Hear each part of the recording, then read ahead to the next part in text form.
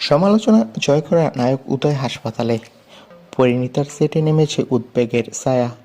পরিণীতা সিরিয়ালে সেই ধারাবাহিক দুর্দান্ত অভিনয় করছে উদয় প্রতাপ সিং। একসময় যাকে নিয়ে শুরুতে হাসাহাসি কত কথা, নতুন নায়িকা, আর তাও হঠাৎ করে পার্শ্ব চরিত্র করা উদয়কে হিরোর আসনে বসানো, অনেকেই ভাবতে পারেনি সিরিয়ালটা টিকবে। সোশ্যাল মিডিয়ায় ছিল খোঁচা, সমালোচনা, সন্দেহ। কিন্তু 2024 সালের 11ই নভেম্বর থেকে শুরু হওয়া রায়ান পারুলের যাত্রা 1 বছর পেরিয়ে গেছে। আর পর্দার রায়ান পারুলের জুটি মানেই টিআরপির নিশ্চয়তা। উদয় নিজেই বলেছিলেন, শুরুতে কেউ আশা রাখেনি, সবাই ভেবেছিল টিকবে না, কিন্তু দর্শকরাই সব বদলে দিয়েছে।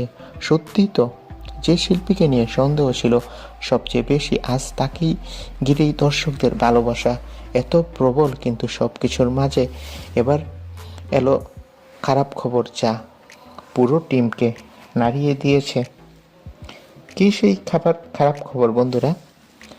উদয় প্রতাপ সিং, যাকে আমরা রায়ান হিসেবে ভালোবাসি, তিনি অসুস্থ হয়ে হাসপাতালে ভর্তি হয়েছেন।